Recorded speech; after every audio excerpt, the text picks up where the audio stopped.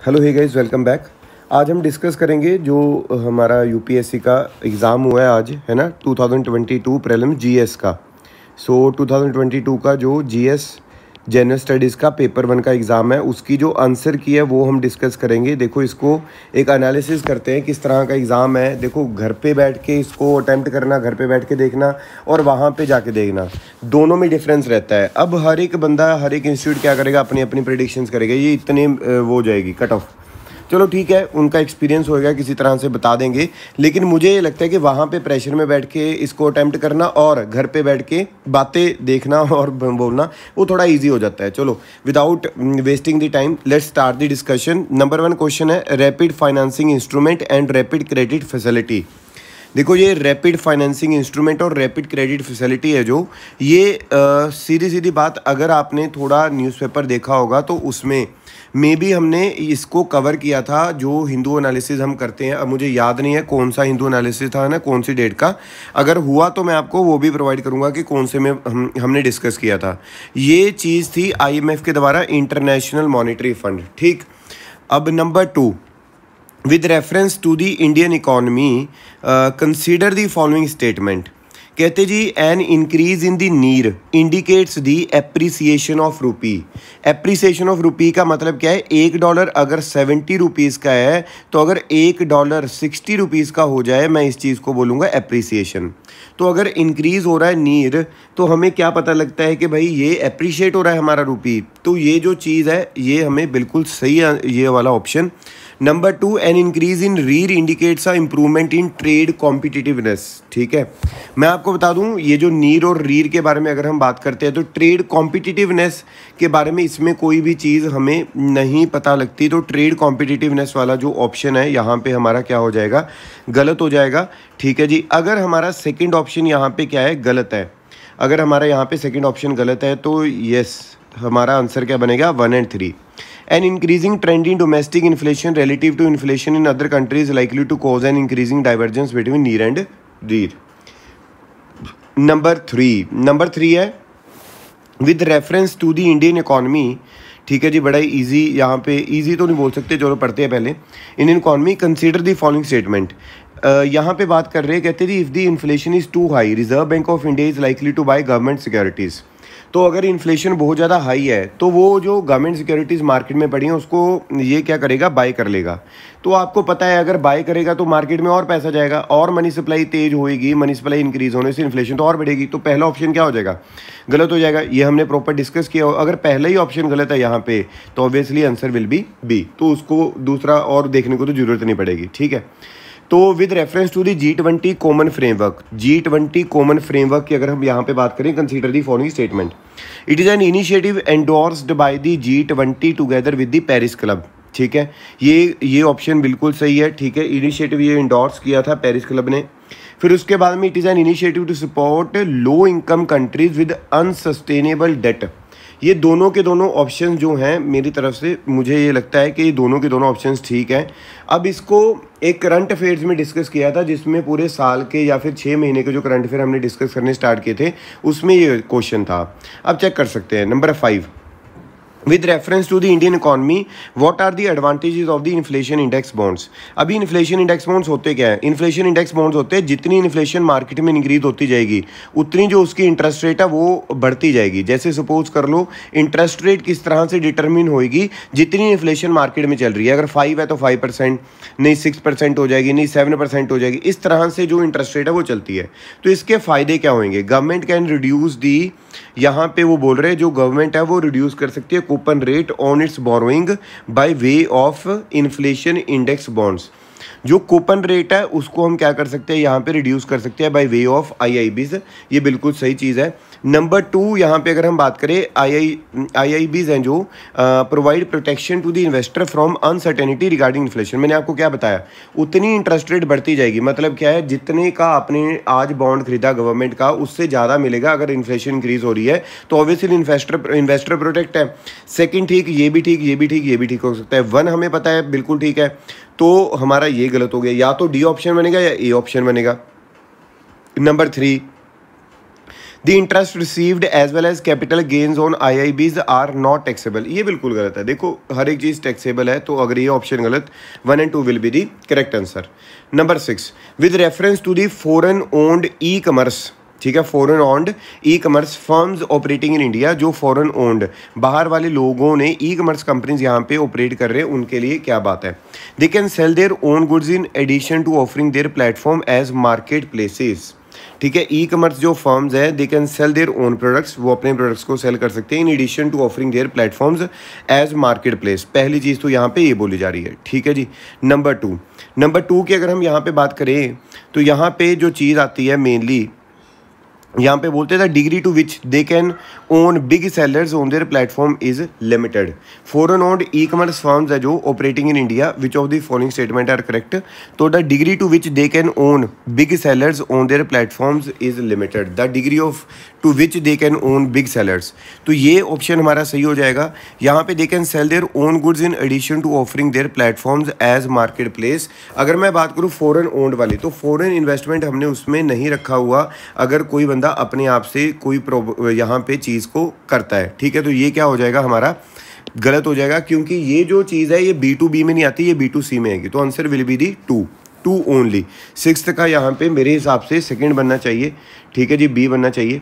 Number 7, with reference to the activities constitute real sector in the economy, ठीक है। With which of the following activities constitute real sector in the economy, real sector, ये वाला जो sector है वो क्या होगा, इसके बारे में हमने यहाँ पे क्या करना है, पता करना है।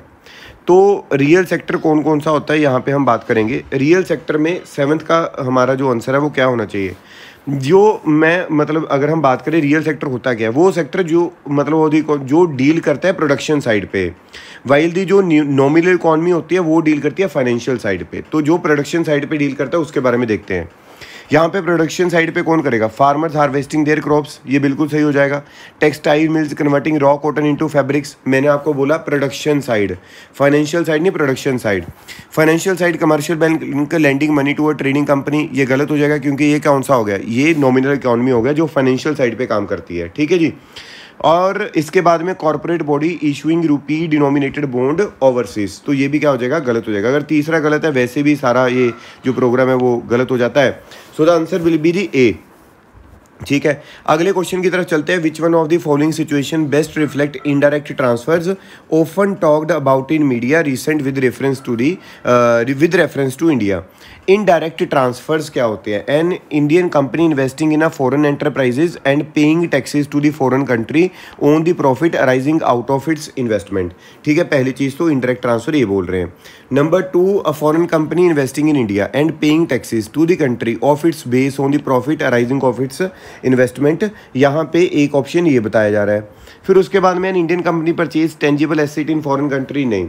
अ foreign company transfer shares and such shares drive their substantial value from assets located in India, इसको हम बोलते हैं indirect transfer. This D is the correct answer. चलिए 9th number, with reference to the expenditure made by an organisation और a company, which of the following is the correct statement, ठीक है। 9th का हम आंसर देखते हैं। 9th का answer क्या बनना चाहिए हमारे पास, acquiring new technology is a capital expenditure. Capital expenditure हो गया एक्वायरिंग अ न्यू टेक्नोलॉजी, ये तो बिल्कुल सही बात है।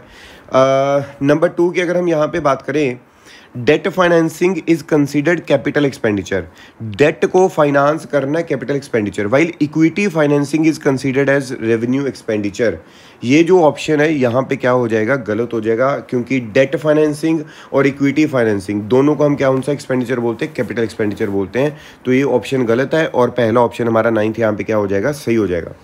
आगे अगर हम बात करें 10th क्वेश्चन की, with reference to the Indian economy consider the following statement. यहाँ पे क्या है, share of household financial saving goes towards government borrowings, ठीक है। A share of the household financial savings goes towards government borrowings, ये option हमारा क्या होना चाहिए, ये बिल्कुल सही है। Share of household financial savings, जो हाउस होल्ड फाइनेंशियल सेविंग कर रहा है, goes towards government borrowings. Number 2, dated securities issued at market related rate in auction form a large component of internal debt, ये भी बिल्कुल सही है। ये इकोनॉमिक सर्वे से डायरेक्ट डाला गया है जी, ये सही हो जाएगा हमारा। तो ये आपने 10th जो आंसर है वो हमारा यहाँ पे सही हो जाएगा, दोनों के दोनों। चलिए 11th नंबर पे चलते हैं। 11th नंबर हमारा जो क्वेश्चन है, कहते pursuant to the report of, हमने इसमें भी करेक्ट देखना है, HN Sanyal committee the contempt of court act 1971 was passed. यहाँ पे अगर हम बात करते हैं pursuant to the report of HN Sanyal committee, okay ठीक है, ये ऑप्शन मुझे थोड़ा सा अभी डाउट में है। अगला देखते हैं, the constitution of India empowers the supreme court and high court to punish for contempt of themselves. यहाँ पे ये वाला जो ऑप्शन है वो क्या बनना चाहिए, जो मुझे लगता है कि ये ऑप्शन तो सही है, हमें ये ऑप्शन पता है। The constitution of India defines civil contempt and criminal contempt. जो कॉन्स्टिट्यूशन ऑफ इंडिया है वो डिफ़ाइन करता है इस चीज़ को। देखिए कॉन्स्टिट्यूशन ऑफ इंडिया इस तरह से डिफ़ाइन करता है नहीं करता है, अगर हम इसमें बात करते हैं वो नहीं करता। इसमें जो एक्ट है 1971 का वो डिफ़ाइन कर देता है। तो अगर थर्ड ऑप्शन गलत है तो ये भी गलत हो जाएगा और ये भी गलत हो गया हमारा। तो ऑप्शन या तो 1 2 या फिर 1 2 4। In India the parliament is vested with the power to make laws on contempt of court, ये भी बिल्कुल सही ऑप्शन हो जाएगा। अगर फोर्थ सही है यहाँ पे ये वाला और 1 और 2 हमें पता है, तो बी ऑप्शन इसका क्या बन जाएगा, करेक्ट बन जाएगा। 12th की तरफ चलते हैं। With reference to India consider the following statement. यहाँ पे हम बात करते हैं गवर्नमेंट, इसमें भी हमने क्या देखना है, करेक्ट देखना है। पहले हमने यही चीज़ें देखनी है। Government law officers and legal firms are recognised as advocates but corporate lawyers patent attorneys are excluded from recognition as advocates. ये बिल्कुल जो है मुझे जो लगता है, मुझे स्टेटमेंट बिल्कुल सही लग रही है। Bar councils have the power to lay down the rules relating to the legal education and recognisation of the law colleges. जो बार काउंसिल है उनके पास पावर रहती है इस चीज़ को लेकर, अगर हम बात करते हैं कि वो रिकग्नाइज़ कर सकते हैं चीज़ों को और बता सकते हैं किस तरह की एजुकेशन वहाँ पे प्रोवाइड करनी है। तो ये जो स्टेटमेंट है अगर हम यहाँ पे बात करें, ये थोड़ी सी government law officer and legal firms are recognised as advocates but corporate lawyers and patent attorneys are excluded from the recognition as advocates. इसमें थोड़ी सी कन्फ्यूज़न है, ये क्वेश्चन को मैं भी सर्कल कर रहा हूँ। मुझे इसकी जो ऑप्शन है वो बी ही करेक्ट लग रहा है। बाकी देखते हैं थोड़ा सा ब्रेक के बाद में, अगर कुछ हुआ तो मैं आपको दोबारा से इसको रिवाइज करके बता दूंगा। 13 में चलते हैं। Consider the following statement. A bill amending the constitution requires a prior recommendation to the president of India। जो बिल अगर किसी ने अमेंड करना है, तो अगर बिल आप अमेंड करना चाहते हो तो उसके लिए आपको प्रायर रिकमेंडेशन चाहिए प्रेसिडेंट ऑफ इंडिया की। ये क्या हो जाएगा, बिल्कुल क्या हो जाएगा, गलत हो जाएगा। तो अगर पहला गलत है तो ऑब्वियसली सारे ऑप्शन गलत, तो 2 और 3 will be the correct answer. 14th की तरफ चलते हैं। 14th क्वेश्चन की तरफ चलेंगे। 14th क्वेश्चन कौन सा है हमारा, the constitution of India classifies the ministers into 4 rank. ठीक है जी, जो कॉन्स्टिट्यूशन ऑफ इंडिया है वो 4 रैंक में इसको कहते क्लासीफाई करता है। अगर हम यहाँ पे देखें तो एक तो हो गया cabinet minister, minister of state with independent charge, minister of state and deputy minister. अच्छा, तो ये कॉन्स्टिट्यूशन ऑफ इंडिया करता है, ये कॉन्स्टिट्यूशन ऑफ इंडिया नहीं करता भाई। ठीक है, क्योंकि ये जो कैबिनेट वर्ड है वो पहली बार डाला ही अमेंडमेंट से गया था, 44th अमेंडमेंट से। The total number of ministers in the union government including the president prime minister shall not exceed 15% of the total number of members in the Lok Sabha. ये जो ऑप्शन है ये बिल्कुल हमारा सही है और हमने करेक्ट देखना है इसमें, तो B will be the correct answer. चलिए 15th की तरफ बढ़ते हैं। Which of the following are the exclusive powers of the Lok Sabha. जो लोकसभा की एक्सक्लूसिव पावर्स है हमें उसके बारे में बताना है। देखो जी, यहाँ पे to ratify the declaration of emergency, ये एक्सक्लूसिव पावर है किस चीज़ की, अपने क्या बोलते हैं उसकी, अपने लोकसभा की। Number 2 to pass a motion of non confidence against the council of minister, ये एक्सक्लूसिव पावर है लोकसभा की। ये ऑप्शन बिल्कुल सही है। अगर हम यहाँ पे बात करें, अगर सेकंड सही है तो बी या ए में से एक आंसर होना चाहिए। बाकी देखते हैं। To impeach the president of India is the exclusive power of the what, exclusive power of the क्या, यहाँ पे अगर हम बात करते हैं तो अपना exclusive power of the Lok Sabha, नहीं ऐसी कोई बात नहीं है। टू इम्पीच द प्रेसिडेंट, यहाँ पे तो राज्यसभा में के पास भी पावर है। स्टेटमेंट 1 पे चलते हैं। To ratify the declaration of emergency, to ratify the declaration of emergency, तो रेटिफाई अगर इमरजेंसी को करना है तो लोकसभा प्लस राज्यसभा दोनों का जरूरत पड़ता है हमें, तो आपने याद रखना है। इसका ऑप्शन क्या बनेगा, B. Number 16 with reference to the anti defection law, anti defection law के बारे में हमें पता होना चाहिए। देखते हैं एंटी डिफेक्शन लॉ के बारे में क्या क्वेश्चन है। The law specifies that a nominated, the law specifies that a nominated legislator cannot join any political party within 6 months of being appointed to the house. ये जो law specify करता है nominated legislator को cannot join any political party, can join जी, can, ठीक है। तो यहाँ पे ये क्या हो गया, गलत, वन गलत, ये भी गलत, और नाइदर वन नाइदर टू। देखते हैं, हमने तो करेक्ट देखना है। The law does not provide any time frame within the presiding officer has to decide a defection case. तो क्या कोई टाइम प्रोवाइड किया जाता है? नहीं जी, कोई टाइम पीरियड प्रोवाइडेड नहीं है, तो B will be the correct answer. 17th की तरफ चलते हैं। अटॉर्नी जनरल के बारे में हमें पता होना चाहिए। 17th क्वेश्चन को हम देखेंगे। 17th क्वेश्चन अगर हम यहाँ पे देखते हैं तो उसका आंसर ढूंढते हैं। Attorney general of India and solicitor general of India are the only officer of the government who are allowed to participate in the meeting of the parliament of India. Attorney general और ये दोनों के दोनों only ये जो word यहाँ पे आ जाता है, ओनली ऑफिसर्स, कि भाई यही हैं। तो अगर मैं बात करूं सोलिसिटर जनरल ऑफ इंडिया हैं जो, वो तो नहीं है यहाँ पे। अटॉर्नी के बारे में तो हमें पता है, तो ये क्या हो जाएगा, गलत हो जाएगा। According to the Constitution of India, the Attorney General of India submit his resignation when the government which appointed him resigns. तो यहाँ पे बोला जा रहा है कि ये रिज़ाइन कर देते हैं, ठीक है जी। तो यहाँ पे मुझे लगता है ये भी ऑप्शन हमारा क्या बनना चाहिए, गलत हो जाएगा, ठीक है जी। तो इस तरह का कुछ मेंशन नहीं है, तो ये हो गया गलत। Neither one neither two will be the correct answer. With reference to the writ issued by the court in India consider the following statement, ठीक है। इसकी तरफ बढ़ते हैं हम। तो यहाँ पे mandamus will not lie against a private, अगर हम 18th का आंसर ढूंढें तो प्राइवेट के लिए के खिलाफ ये चीज़ नहीं होती। Will not against a private organisation unless it is interested with the public duty, ठीक है। तो ये जो स्टेटमेंट है ये बिल्कुल सही है। Number 2, mandamus will not lie against a company even though it may be a government company. ये जो ऑप्शन है ये भी क्या हो जाएगा, मैंडेमस वी कमांड होता है, तो ये भी क्या हो जाएगा, सही हो जाएगा, ये गलत हो जाएगा, है ना। हाँ, ये गलत हो जाएगा। उसके बाद में नंबर 3 यहाँ पे आता है, any public minded person can be petitioner to move the court to obtain the writ of quo warranto. अच्छा, ये सही है। तो अगर दूसरा गलत है तो ये गलत, तो C will be the correct answer. चलिए नेक्स्ट जो चीज़ है उसकी तरफ बढ़ते हैं। आयुष्मान भारत डिजिटल मिशन, इसके बारे में देखेंगे।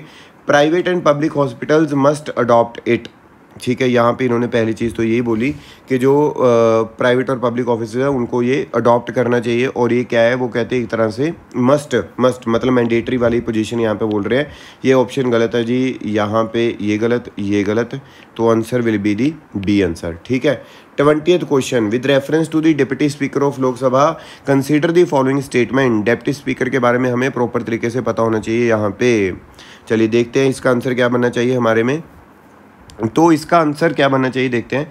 As per the rules of procedure conduct of business in the Lok Sabha the election of deputy speaker shall be held on such date as the speaker may fix. ये बिल्कुल सही है। अगर पहला सही है या तो ए होएगा या बी होएगा, सी और डी तो खत्म। There is mandatory provision that the election of a candidate as deputy speaker of Lok Sabha shall be from either the principal opposition party और the ruling party. There is a mandatory provision that the election of a candidate as a deputy speaker of Lok Sabha shall be from either the principal. Okay, ये वाली जो option है ये इसमें गड़बड़ लग रही है। तो ये ऑप्शन अगर गलत हो जाता है, मुझे जहाँ तक लग रहा है ये ऑप्शन गलत बन रहा है। यहाँ पे अगर ये गलत है तो ऑब्वियसली ये गलत हो जाएगा, और A will be the correct answer. चलिए नेक्स्ट न्यूज़ की बात करते हैं। अगर नेक्स्ट न्यूज़ की यहाँ पे हम बात करें, among the following crops which one is the most important anthropogenic source of both methane and nitrous oxide. Anthropogenic source की हम बात कर रहे हैं, मीथेन और नाइट्रस ऑक्साइड के, ठीक है जी। तो ये हमारा जो क्वेश्चन है यहाँ पे 21st क्वेश्चन का जो आंसर है वो अगर हम बात करें तो यहाँ पे सबसे ज़्यादा जो चीज़ इंपॉर्टेंट हमें राइस, ये 2-3 दिन पहले ही किसी बैच में बात हो रही थी कि भाई जो राइस है या पैडी फील्ड्स हैं वो भी मीथेन को यहाँ पे छोड़ते हैं, तो यहाँ पे आपने याद रखना है। चलिए 22 की तरफ बढ़ते हैं। 22 है system of rice intensification of cultivation in which alternate wetting and drying of rice field is practice results in system of rice intensification of cultivation, ठीक है। 22 का रिड्यूज सीड रिक्वायरमेंट, ठीक है जी, reduced methane production, reduced electricity consumption. मुझे लगता है ये जो राइस इंटेंसिफिकेशन ऑफ कल्टीवेशन वाला सिस्टम है, इससे तीनों की तीनों चीज़ें सही हो जाएंगी, तो D will be the correct answer. फिर आगे चलते हैं 23rd पे अगर हम बात करें, which one of the following lakes of the West Africa becomes dry and turned into a desert.